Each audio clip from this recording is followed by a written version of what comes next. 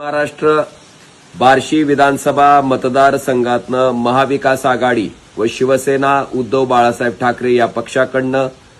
आपल्या महाराष्ट्राचे माजी मंत्री, या बार्शी तालुक्याचे माजी आमदार सन्माननीय दिलीपजी सोपल साहेब ही निवडणूक लढवत आहेत। माझी बार्शी विधानसभा मतदारसंघातील सर्व सुज्ञ मतदार बंधू आणि भगिनींना कळकळीची विनंती आहे की ज्या पद्धतीनं दहशतीचं वातावरण असताना, पैशाचा पाऊस पाडलेला असताना, सत्तेचा वापर करून अनेक गैरमार्गाने सामान्य माणसाला अडचणीत आणलेला असतानाही सामान्य लोकांनी त्या ठिकाणी महाविकास आघाडीच्या नेते मंडळीवर विश्वास ठेवून, माझ्या कामावर विश्वास ठेवून तब्बल 54,000पेक्षा अधिकचं मताधिक्य बार्शी विधानसभा मतदारसंघातल्या सर्व सुजाण मतदार बंधू भगिनींनी लोकसभेच्या वेळेस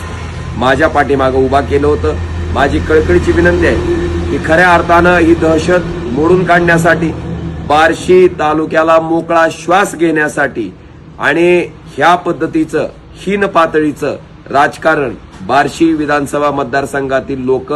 वागणूक बार्शी विधानसभा मतदारसंघातील सुज्ञ मतदार बंधू भगिनी कधीही स्वीकारणार नाहीत। आपल्याला कळकळीची विनंती आहे की उद्याच्या 20 तारखेला त्या ठिकाणी पूर्ण भरलेल्या मशीनवर क्रमांक 2चं बटन हे दिलीप गंगाधरजी सोपल असं नाव, आदरणीय सोपल साहेबांचा फोटो आणि त्याच्या पुढे मशालीचं चिन्ह, त्या चिन्हाच्या पुढचं बटन दाबून